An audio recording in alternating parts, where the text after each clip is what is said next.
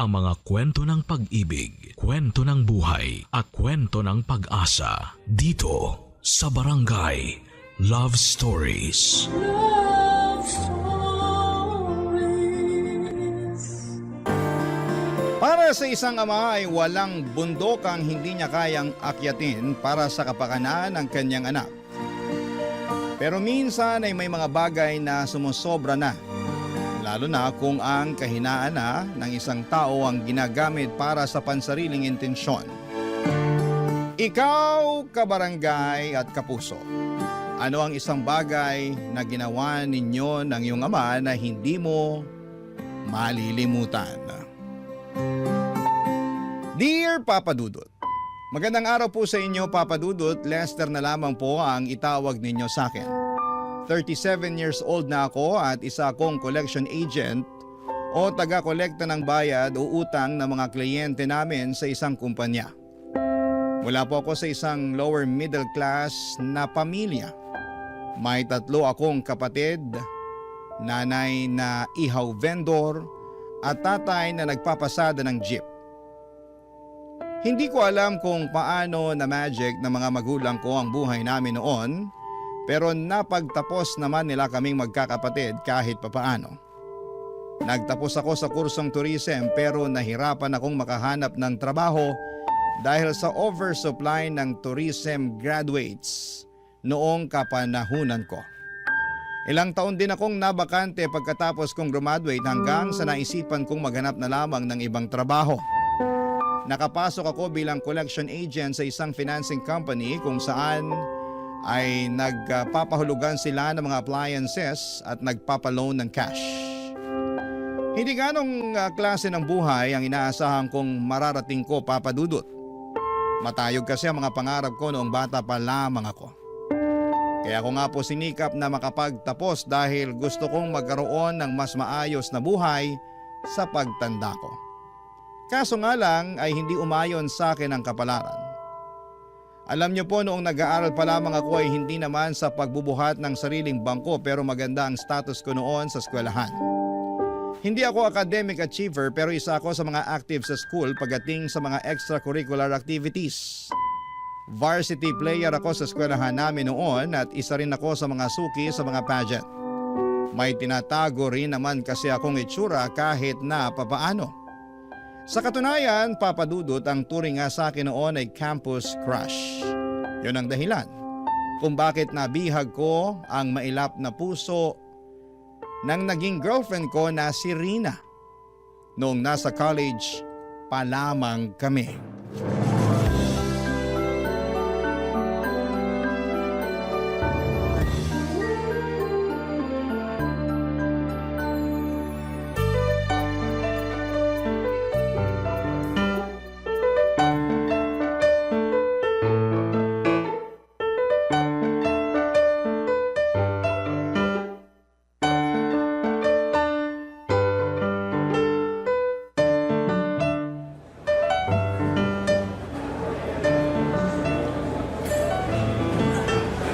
Lester!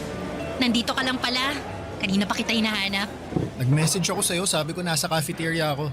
Kakatapos lang ng klase ko eh. Nag-reply ka ba? Hindi ko nabasa lobat ako. Kararating mo lang dito sa school? Oo, hindi ako nakapasok sa first class ko. Nahuli ako ng gising Pinag-overtime ba naman ako sa trabaho kagabi? Kaya madaling araw na ako nakauwi. Bakit ka nag-OT? Sinesante kasi yung isa kong katrabaho. Understaff tuloy kami. Ewan ko ba sa boss namin?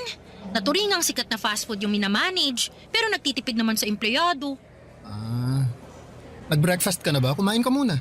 Hindi pa nga pero wag na. Haba ng pila Magsisimula na rin maya-maya yung klase ko. O heto, kainin mo na lang tong extra rice ko. Hati na lang tayo dito sa ulam. Ayan, mas mabuti pa. Kanina pa kumakalam yung sikmura ko Nga pala, nadala mo ba yung hiniram ko sa'yo? Oo. Heto, 2,000. Salamat! Promise, ibabalik ko rin to next week kapag may sahod na ako. Saan mo ba gagamitin yan? Pambayad ko ng renta sa boarding house. Ilang araw na akong kinukulit ng landlady namin Nakakairita. Hirap talaga sa buhay kapag walang-wala ka, no? Di bale, bayaran mo na lang yan kapag may extra ka na. Gamitin mo na lang muna yung sahod mo next week sa mga kailangan mo pambayaran. Salamat ah. Buti na lang, malawak yung pangunawa mo. Hindi katulad ng iba dyan, hindi marunong umintindi.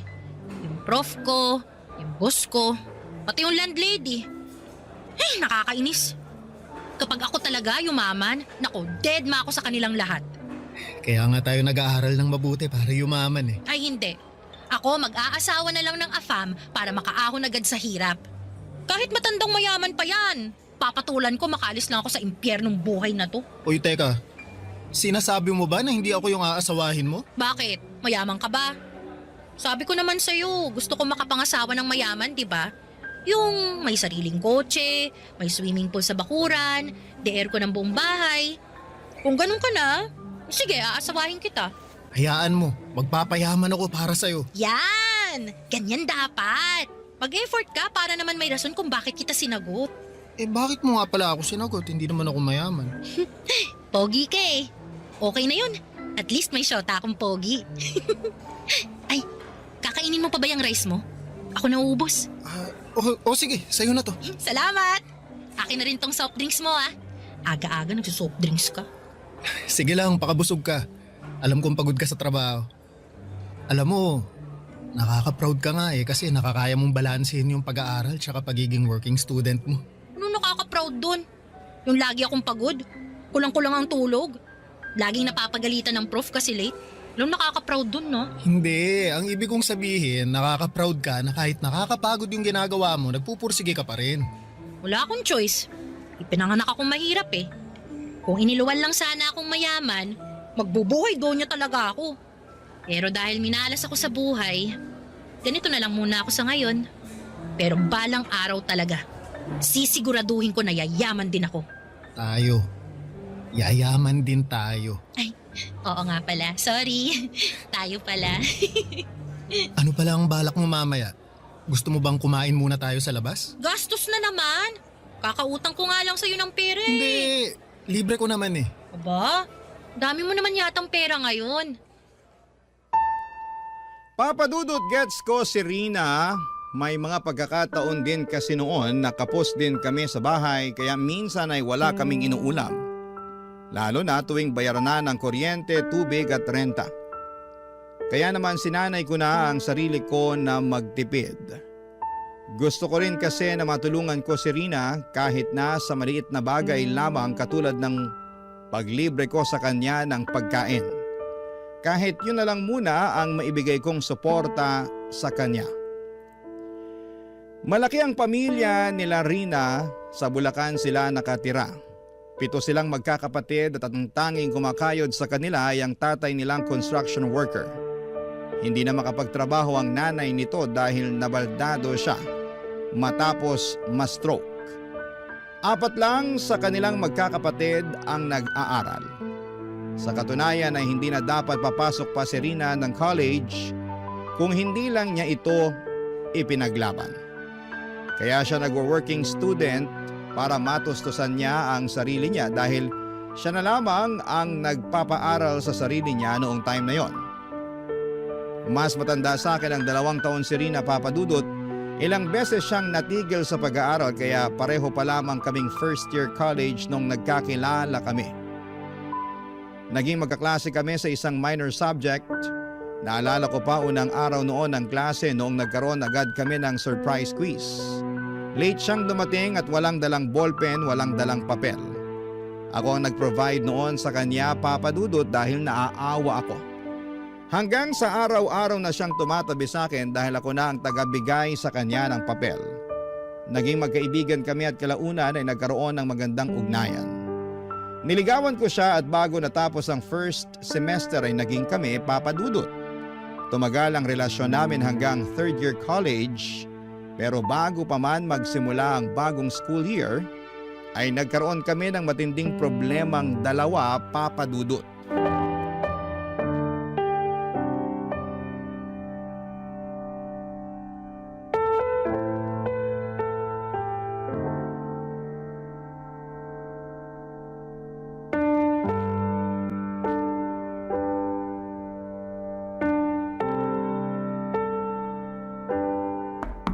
Rina? Tao po! Lester? Anong ginagawa mo rito? Halika nga, nasisiraan ka na ba ng ulo? Teka, saan mo ako dadalhin? Dito tayo sa tabi, baka makita ka ng tatay ko. Anong ginagawa mo rito? Hindi ka nagre-reply sa mga text ko eh. Di ka rin sumasagot sa tawag. Nag-aalala kasi ako sa'yo. Ang OA mo naman. Di lang nakapag-reply, pupuntahan mo na ako agad dito sa Bulacan. Enrollment na kasi. Gusto ko sana nasabay na lang tayong mag-enroll. Mauna ka nang mag-enroll. Hindi pa ako makakaluwas ngayon. Bakit naman? May problema kami ngayon dito sa bahay. Anong problema? Baka sakaling makatulong ako. Wala. Wala kami itutulong sa problema ko. Ay Rina, boyfriend mo ako. Alam mo naman nagagawa ko ng paraan para matulungan kita eh. Teka, ano tong nasa balikat mo? Wala to. Patingin nga. Wala to sabi! Ano yan? Pasaba yan? Rina, Oo, pasato! Obvious ba? bakit? Anong nangyari sa'yo? Binato ako ng tatay ko ng baso. Hindi lang niya ako binato, sinampal din niya ako. Binugbog. Ano, masaya ka na? Nalaman mo ng totoo! Bakit kanya binubugbog? Gusto mo bang magsumbong tayo sa barangay? Sira ulo ka ba? Ipapabarangay ko tatay ko? Bakit ka nga niya binugbog? May ginawa ka ba? Wala akong ginawa! Ikaw ang may ginawa! Pinuntis mo ko! Buntis ka? Oo, 2 buwan na. Teka sandali. Paano? Kailangan ko pa bang i-explain sa'yo kung paano nabubuntis ang isang babae? Ibig kong sabihin, gumagamit naman tayo ng proteksyon, di ba? Pues yung proteksyon na ginagamit mo, walang silbi! Anong gagawin natin ngayon yan? Anong klaseng tanong yan? May magagawa pa ba tayo? Nandito na to. Teka, anong sinabi ng tatay mo nung nalaman niya ang totoo? Pinagtigil niya ako sa pag-aaral. Pagkatapos kong ipanganak to, maghahanap ako ng trabaho para may pambuhay ako sa batang to. Hindi mo natatapusin pag-aaral mo? Lester, ipinaglaban ko na tong pag-aaral ko sa tatay ko tapos ngayon, buntis ako. Ano pang laban ko kung sinira ko na yung tiwala niya? Hindi niya na ako papayagang mag-aaral pagkatapos nito. Pero, Rina, sayang naman yung nasimulan mo. Sino naman mag-aalaga ng bata pagkapanganak ko? Mga kapatid ko na walang silbi. Nanay ko na baldado. O yung tatay ko na busy sa pagkayod. Huwag kang mag-alala, papanindigan ko naman yung bata eh. Aba dapat lang. Sino ba nagsabing hindi? Ikaw ang may kasalanan ng lahat ng to kaya wag mo akong takasan. Alam ko na, gusto mo bang kausapin ko na lang tatay mo? Para saan pa? Gusto mo rin ba makatikim ng bugbog? Baka mamaya pagsabayin pa tayo eh. Alam mo, umuwi ka na lang. Tsaka na lang natin to pag-usapan kapag kalmado ng lahat. Paano ka? Nag-aalala ako para sa'yo eh. Kaya ko ng sarili ko. Masasaktan ako ng tatay ko pero hindi niya ako magagawang patayin. Kaya huwag ka mag-alala. Balitaan mo ako ah. Tawagan mo ako agad kapag nagka-problema ka. Problemahin mo muna kung paano mo sasabihin sa magulang mo na nabuntis mo yung syota mo. Tsaka natin pag-usapan ulit kung anong mangyayari. Sige, tatawagan kita mamaya pagka uwi ko. Reyna, alagaan mo sarili mo ha. Oo na. Umalis ka na. Lalabas na maya-maya si tatay para magtrabaho. Baka makita ka pa niya. Naku, iinit na naman ulo nun. Sige. Ay, sandali lang. Bakit? Ano yun? May kailangan ka pa? May extra ka ba dyan? Pahiram naman ako kahit 100 lang oh. Magpapaload lang ako para may pang-text ako sa'yo. Di kita nare-replyan kasi wala akong load eh. Sandali. Oh, ito. Ayun, salamat. Aalis na ako. Oh, sige, mag-ingat ka. Ikaw rin. Papadudot, hindi naging maganda ang pagtanggap ng mga magulang namin sa balitang nagkaroon na kami ng anak ni Rina. Pero kahit na ganoon ay wala naman silang magagawa dahil nandun na ang bata. Para makatulong sa mga gastos ni Rina ay nagtrabaho ako sa gasolinahan. Pinagsabay ko ang pag-aaral at trabaho para matustusan ko ang pangangailangan ng baby namin. Nakakahiya rin namang humingi ng pera sa mga magulang ko dahil sila na ang gumagastos sa pag-aaral ko kaya minabuti kong ako na lamang ang mag-provide para sa sarili kong pamilya. Habang lumalaki ang tiyan ni Rina ay lumalaki din ang gastos na kailangan nito. Mula sa mga maternity dress, vitamins, pati ang buwan ng check-up ni Rina, ako ang nagbibigay. Hindi ko alam pero napakaraming demands ni Rina ng mga panahong yon. Pero wala akong karapatang magreklamo dahil pareho naming pinasok ang problemang yon. Papa Dudut, mabilis na dumaan ang 7 pang buwan at matagumpay na naipanganak ni Rina ang baby namin. Isa itong batang babae na pinangalanan naming Sofia. Noong nahagkan ko na ang anak ko, Papa Dudut, ay para bang nawalang lahat ng pagod at problemang pinapasan ko. Para akong nabuhusan ng kaligayahan noong nakita ko kung gaano kaliit at ka-cute ang anak namin. Noong araw na yon ay sunod-sunod na pangarap ang nabuo sa isipan ko para sa pamilya ko. Pero Papa Dudut, hindi pala ganon kadali ang mangarap. Lalo na kapag hindi nakaayon sa iyo ang kapalaran. Dahil sa mga sumunod na taon, sa halip na ginhawa ay puro problema ang mga naranasan naming dalawa ni Rina. Barangay Love Stories. Barangay Love Stories. Noong natapos ko ang pag-aaral ko, pansamantala kaming tumira sa Bulacan ni Rina. Yon kasi ang gusto ng tatay nito dahil baldado na ang nanay niya ay yun na lamang ang tanging paraan para makapiling nito ang apo niya. Maliit lang ang bahay nila Rina, Papa Dudut. Sa maliit na bahay na yon ay doon sila nagsisiksikang magkakapatid. Mabuti na lamang at may isang kwarto doon na pwede naming gamitin ni Rina para kahit papaano ay may privacy kaming dalawa. Aaminin ko na hindi naging magandang naging buhay namin sa Bulacan, Papa Dudut. Bukod sa nahirapan akong makahanap ng trabaho sa lugar nila, ay palagi pa kaming nasisermonan ng tatay ni Rina. Palagi niyang ipinamumukha sa amin ang pagkakamaling nagawa namin. At yun nga po ang pagkakaroon namin ng anak sa murang edad. Bawat galaw namin doon ay may halong panunumbat. Kapag pumalag kami ay pareho niya kaming sinasaktan at wala kaming magawa noon dahil nakatira kami sa pamamahay nila. Kahit papaano ay hindi rin naman po ganoon kasama ang tatay ni Rina. Paminsan-minsan kapag maganda ang mood nito, katulad na lamang tuwing sahuran ay binibilhan niya ang anak namin ng diaper o di kaya ay gatas. Pero kapag tagipit ay sa amin talaga siya nagpapalipas ng sama ng loob. Habang wala pang nahahanap na maayos na mapagkakakitaan ay sumasama ako noon sa trabaho ng tatay ni Rina para umextra sa construction, samantalang si Rina naman ay nagbabahay-bahay para magtinda ng ukay. Doon kami kumukuha ng panggastos namin para kay baby. Kasabay ng paglaki ng anak namin ay mas lalo pa naming naramdaman ang kahirapan ng buhay, Papa Dudut.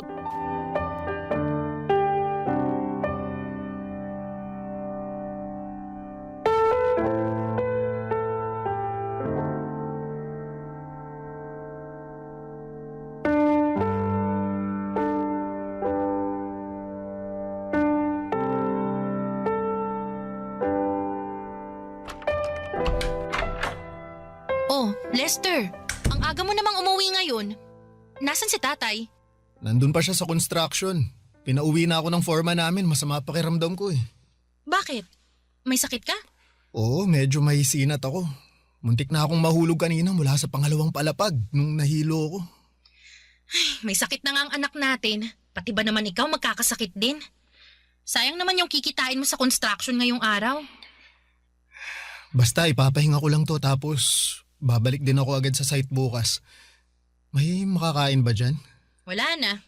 Hindi naman namin alam na dito ka pala kakain eh. Bumili ka na lang ng tinapay sa labas. O sige, mamaya na lang ako kakain. I-edlip na lang muna ako rito. Nasaan pala si Sofia? Nagpapahinga na. Medyo nilalagnat pa rin. Pinainom mo ba siya ng gamot? Alam nga namang hindi. Anong tingin mo sa akin? Grabe, ang sungit naman. Nagtatanong lang eh. Wala kasing kwenta yung tanong mo. Bakit sobrang init naman yata ng ulo mo ngayon? Sino bang hindi iinit ang ulo?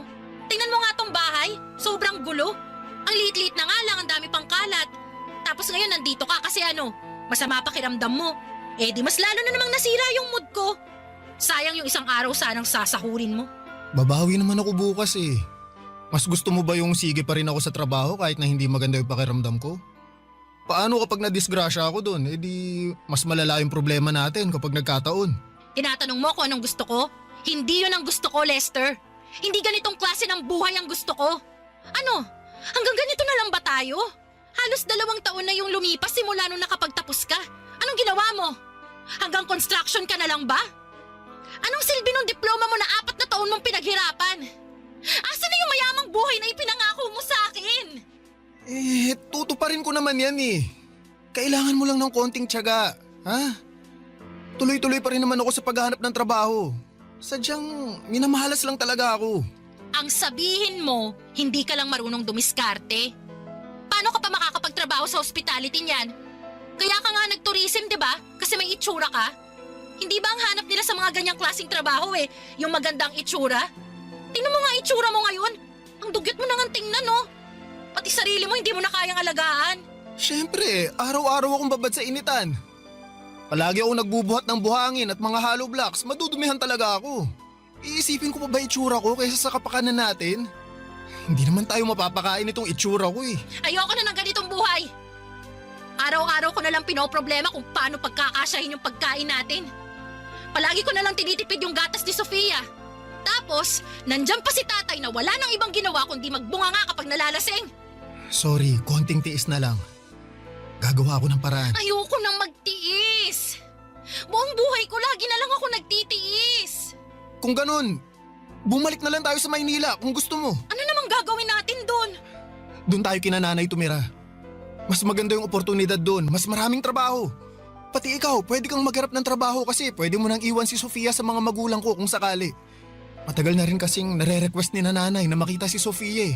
Baka naman mamaya, alilain ako ng mga magulang mo doon sa pamamahay nila, ha? Hindi yun mangyayari. Nakasama mo naman na sina nanay at tatay, di ba? Mababait sila. Anong mababait? Eh hindi nga maganda yung tingin sa akin ng nanay mo nung una kami nagkita eh. Ano ka ba? Mas gusto nga ni nanay na doon na lang tayo sa kanila tumira eh. Paano kung hindi pumayag si tatay? Matatanda na tayo. Kaya naman na siguro nating magdesisyon para sa sarili natin. Sige, kakausapin ko si tatay. At kung ayaw man niya, aalis pa rin tayo. Wala na siyang magagawa sa magiging desisyon natin. Basta, siguraduhin mo lang na pagkaalis natin dito, magiging maayos na yung buhay natin, ha? Oo, pangako.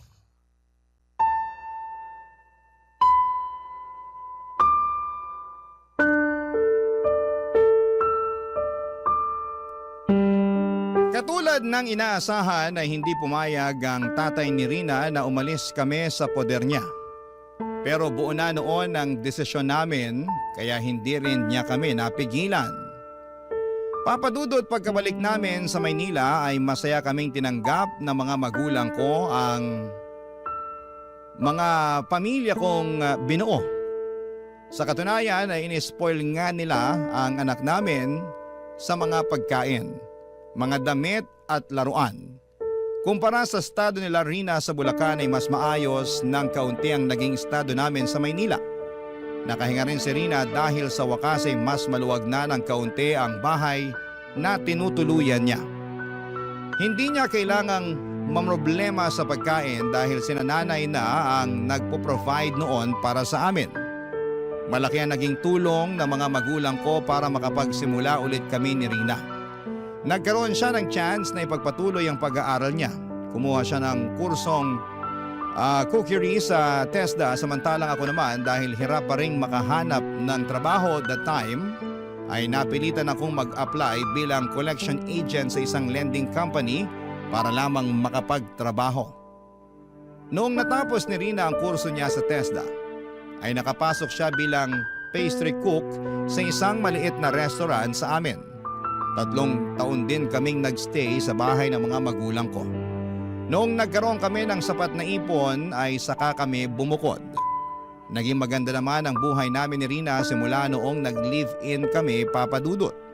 Sa loob ng 2 taon ay nakayanan naman naming tumayo mula sa mga sarili naming paa.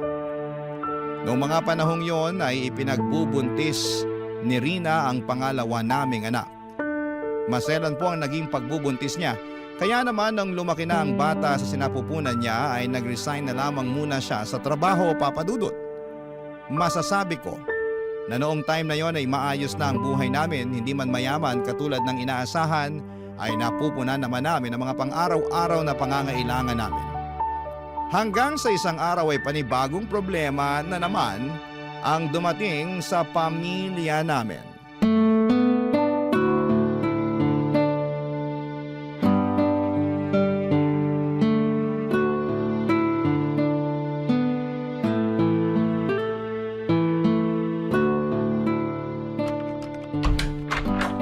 O Rina, nakauwi na pala kayo. Kumusta yung check-up ni Sofia sa ospital? May sakit si Sofia. Ha? Anong sakit niya? Meron daw siyang sakit sa puso. Ano yun? May problema siya sa puso? May butas daw sa puso niya. Hindi ko alam kung saang parte yung tinutukoy ng doktor eh. Hindi ko na napakinggan yung ibang sinabi niya. Umiikot na yung mundo ko kanina nung nalaman kong may problema ang puso ng anak ko. Basta, ang sabi, naghahalo daw yung oxygen tsaka kung ano man. Basta ganun. Anong ganun? Hindi mo man lang ba klinaro sa doktor kung anong sakit ng anak natin? Paano ko ikaklaro eh, umiiyak na nga ako. Katatapos ko lang manganak, Lester. Hindi ko na alam kung anong pinaggagawa ko dun. Kung bakit kasi ako pa yung inutusan mong magpa-check up eh. Mas inuna mo pa yung trabaho mo kaysa sa anak mo. Sabihin mo sa akin kung sinong doktor ang tumingin sa kanya. Babalik ako dun bukas. Basta may butas yung puso ng anak natin, yun ang klaro. Kaya pala lagi siyang hinihingal at madaling mapagod kapag naglalaro. Pero bakit ngayon lang nila nalamang may butas pala yung puso ni Sofia? Bakit hindi nila na-detect yun nung baby pa lang siya? Ewan ko. Hindi naman tayo madalas magpa-check up noon eh. O baka bobo lang talaga yung doktor na tumingin sa kanya dati, ewan ko. Eh ano raw gagawin? Paano natin maaayos yung sakit niya? Kailangan daw niya magpa-opera sa lalong madaling panahon. Eh di pa opera natin siya bago pa lumala yung sakit niya. Naririnig mo ba yung sinasabi mo? Saan tayo kukuha ng pampa-opera? Alam mo ba kung gaano kamahal ang open heart surgery? Open heart surgery? Oo! Hindi mo alam kung ano yon? I-search mo na lang online. Sawa na akong mag-explain sa'yo. Dami mong tanong. Basta ang kailangan natin ngayon, may ipa-opera si Sofia dahil may butas sa puso niya. Ang problema, wala tayong pera. Saan tayo huhugot ng pampa-opera niyan? Susubukan kong humiram ng pera kina nanay at sa mga kapatid ko. Hindi lang sana ako tumigil sa trabaho. May ipon na dapat tayo ngayon eh. Tapos, sumabay pa tong pangalawang anak natin. Bakit ngayon pa nagsabay to kung kailang katatapos lang natin gumastos? Diyos ko, saan na tayo kukuha ng pera niyan? Rina, huwag kang mag-alala. Gagawa ko ng paraan. Huwag mag-alala. Kapag ba sinabi mo yung mga katagang yan, mawawala na lang yung pag-aalala ko. Gumawa ka ng paraan para hindi ako mag-alala. Susubukan kong mag-loan sa pinagtatrabahuhan ko. Lalapit din ako sa mga politiko. Baka sakaling may maibigay silang kunting tulong sa atin. Makakabuo ka ba ng kalahating milyon? Kalahating milyon? Ganun kamahal yung operasyon? Yun daw yung kailangan nating ihanda. Pero depende pa sa procedure. Pwede pang tumas yung gastos. Ano ba to? Hindi na tayo nawala ng problema. Ano? Suko ka na? Ganito ba yung buhay na ibibigay mo sa amin? Kailan ko matitikman yung yaman na ipinangako mo sa akin noon? Gagawa ako ng paraan. Magtiwala ka lang sa Ay akin. naku, lagi na lang ganyan. Lahat naman ginagawa ko para sa atin eh. Hindi naman ako nagkukulang. Hindi ka nga nagkulang. Hindi ka rin naman sumapat. Ay, ang malas naman ang buhay na to. Ipinanganak ka na nga mahirap. Kung kailan paangat na, tsaka hihilahin ulit sa kahirapan. Ano bang kasalanan ko? Bakit kailangan ko mamuhay ng ganito? Wala ka namang ginawang mali eh. Malalampasan din natin to. Basta magtiwala ka lang. Pagod na akong magtiwala. Ayoko na umasa. Baka alis na nga. Rina, saan ka pupunta? Magpapahangin lang sa labas. Kailangan kong huminga. Ikaw na munang bahala dyan. Kung saan-saan ako lumapit para makahingi ng tulong, Papa Dudut. Mabuo lamang ang perang gagamitin para sa operasyon ni Sofia. Mula sa mga kamag-anak, kaibigan, politiko at mga organisasyon. Lahat sila ay nilapitan ko na. mapalad ako dahil nag-abot naman sila ng tulong kahit papaano. Nakapagbenta na rin ako ng ilang gamit, lahat ng itinatago kong yaman ay nailabas ko na. Nakapag-loan na rin ako sa iba't ibang lending companies pero kahit na anong gawin ko ay hindi ko pa rin nabubuo ang kalahating milyon na kinakailangan para sa operasyon ng anak ko. Halos mabaliw na ako noon sa kakaisip kung saan ako huhugot ng pera. Hindi ako makatulog sa gabi at hindi rin ako makapag-focus sa trabaho dahil sa mga pinagdadaanan naming problema. Araw-araw akong pinipressure ni Rina sa puntong wala na akong maisagot sa mga katanungan niya. Kung pwede lang sanang isang lako ang kaluluwa ko ay gagawin ko yon, Papa Dudut, para lamang sa anak ko. Pumasok na nga rin sa isipan ko noon ang mang-hold up ng bangko. Pero naisip ko na kapag ginawa ko yon ay baka mas lalo lamang akong karmahin sa gagawin ko. Ayoko rin naman na manggagaling sa nakaw ang pagpapagamot ko sa anak ko.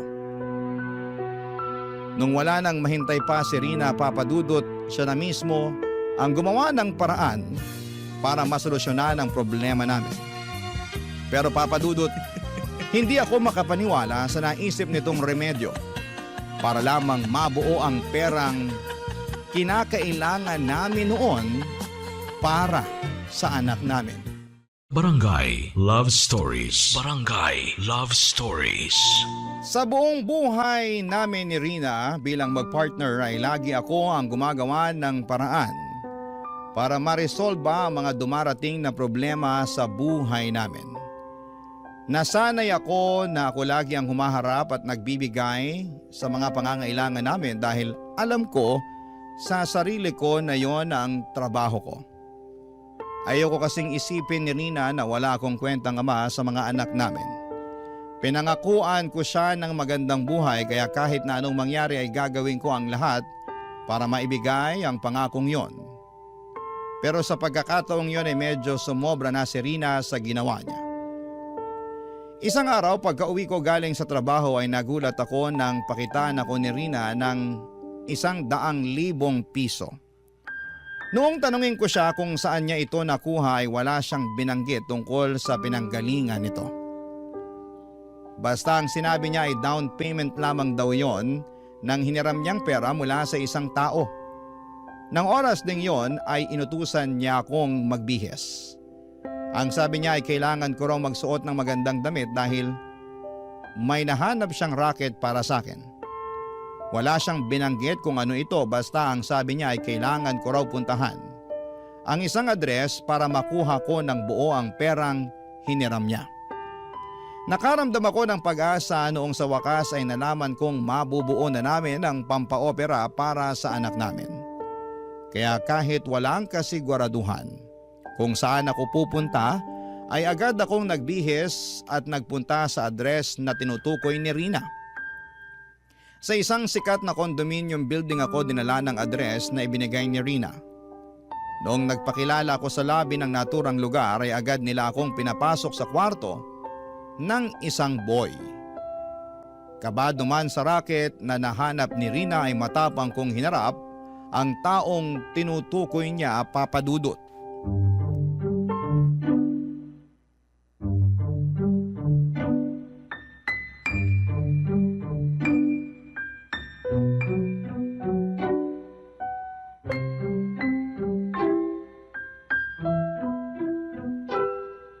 Tao po.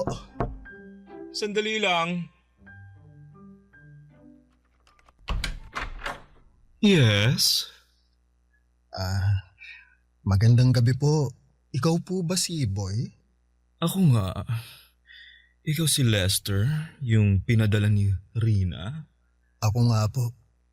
May trabaho raw po kayo para sa akin? In fairness, guwapo ka nga katulad ng sinabi niya. Po? Wala. Halika, pumasok ka na. Sige po. Salamat po. Kumain ka na ba? Gusto mo bang kumain na muna? Hindi pa po pero salamat na lang po, hindi pa po ako gutom. O sige, mag-shower ka na muna.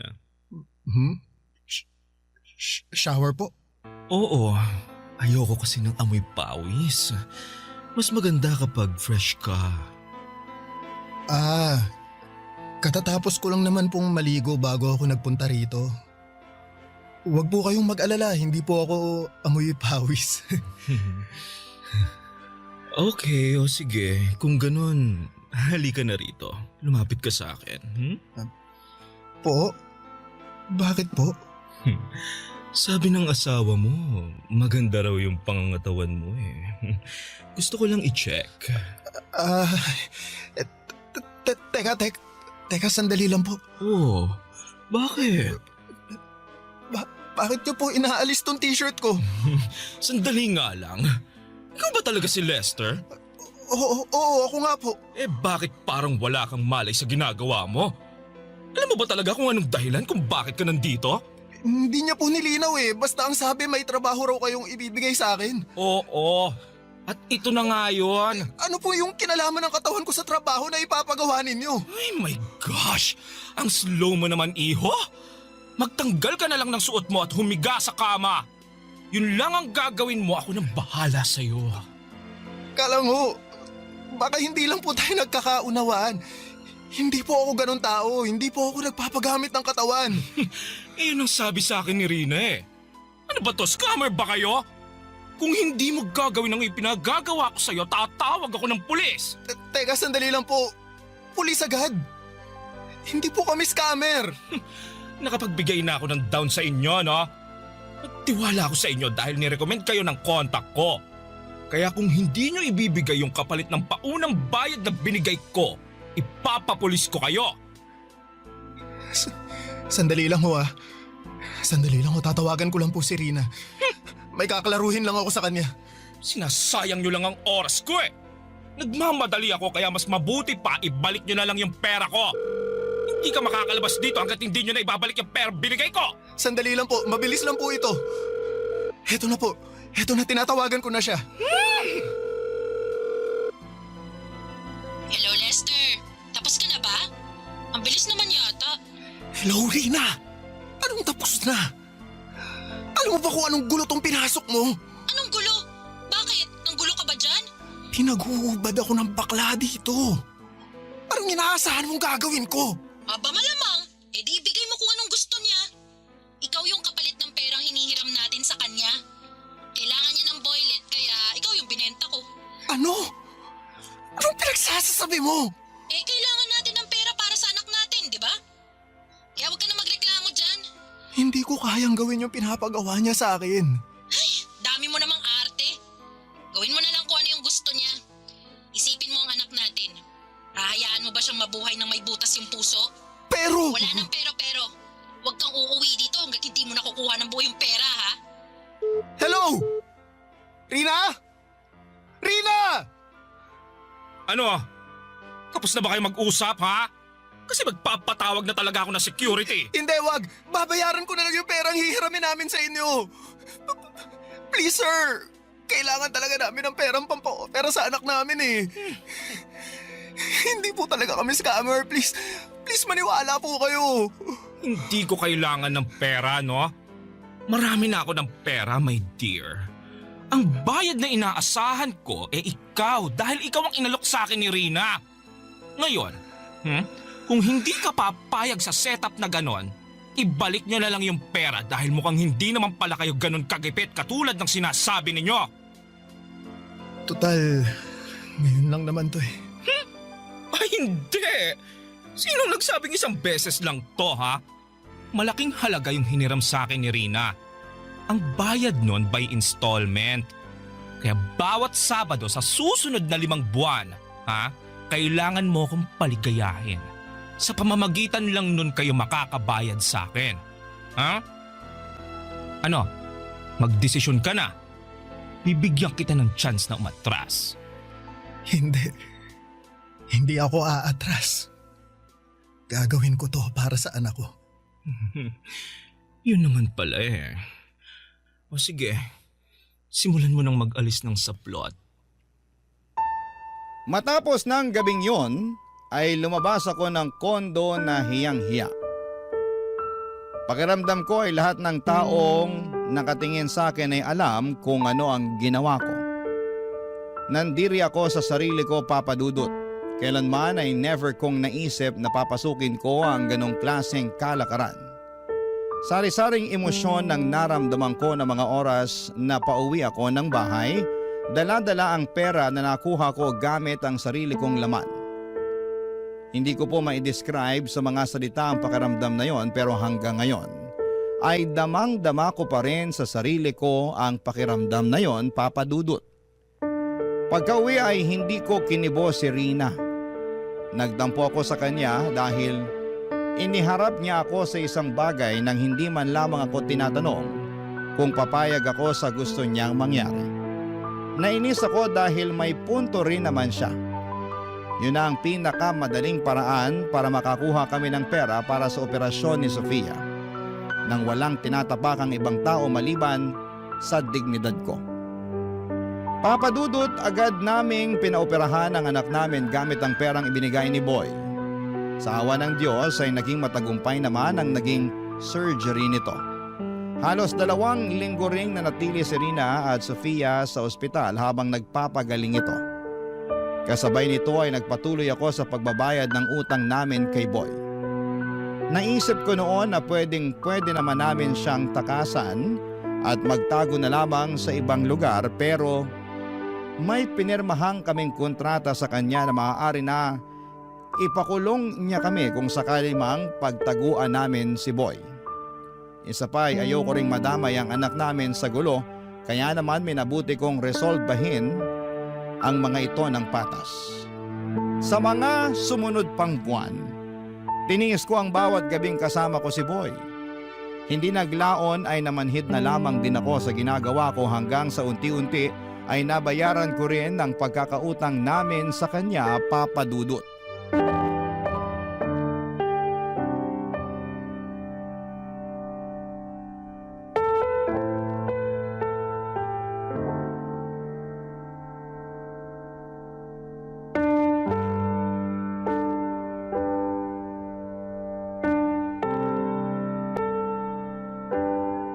Salamat po. Salamat din sa tulong. Hindi man ganitong klase ng tulong yung inaasahan ko, salamat pa rin dahil kung hindi dahil sa inyo, hindi namin mapapa-operahan yung anak ko. Hindi mo kailangan magpasalamat. Nangangailangan ka eh. Nangangailangan din ako. Nagtulungan lang tayo. Kumusta na pala yung anak mo? Maayos na po siya. Kailangan lang ng ilang follow-up check-up para masigurong walang komplikasyon yung operasyon niya. Mabuti naman kung ganun. Alam mo, gawin na nating huli to. Po, ano pong ibig niyong sabihin? Huwag ka nang bumalik next week. Okay na yun. Bayad na kayo ni Rina. Talaga po. Salamat, sir. Pero sigurado po ba kayo na wala na kayong hahabulin pagkatapos nito? Baka mamaya. Wala ka pa rin bang tiwala sa akin hanggang ngayon? Ilang gabi na tayong nagsama. Huwag ka mag-alala, hindi kita hahabulin. Kung gusto mo, magpapagawa pa ako ng kasulatan para maklear na yung utang nyo. Tsaka hindi naman ako ganong klaseng tao, no? Alam kong masama ang tingin mo sa akin kasi ginamit ko yung kahinaan mo, pero wala eh. Kailangan ko ring lumigaya. Wala naman na magtatangkang pumatol sa akin. Bukod sa matandaan na ako, bakla pa ako. Sinong tao naman na magmamahal sa akin maliban sa pera ko, no? Alam mo, naiinggit nga ako kay Rina eh. Sa kabila ng ginawa niya sa'yo, nagagawa mo pa rin siyang mahalin. Nilapastangan na niya yung pagkatao at lahat-lahat pero nananatili pa rin kayong matatag. Ganong klaseng pag-ibig yung gusto kong maranasan balang araw eh. Kaso mukhang malabo nang mangyari. Hindi ko naman po ito ginagawa dahil kay Rina eh. Dahil ito sa anak ko. Kahit gawin ko ulit tong bagay na to, matulungan ko lang yung anak ko. Gagawin ko. Uliran ka palang ama eh. Mabait kang tao, Lester. Sobrang bait mo to the point na okay lang sa'yo kahit ginagamit ka na ng ibang tao. Sayang lang kasi napunta ka sa katulad ni Rina. Deserve mong mahalin din katulad ng pagmamahal na ginagawa mo sa mga taong nakapaligid sa'yo. Hindi naman sa sinisiraan ko si Rina ha, pero base lang sa nakikita ko, parang wala naman siyang pakialam sa'yo eh. Mahal po ako ni Rina. Nagawa lang din naman niya yun dahil sa anak namin eh. Hindi. Hindi ako naniniwala doon no.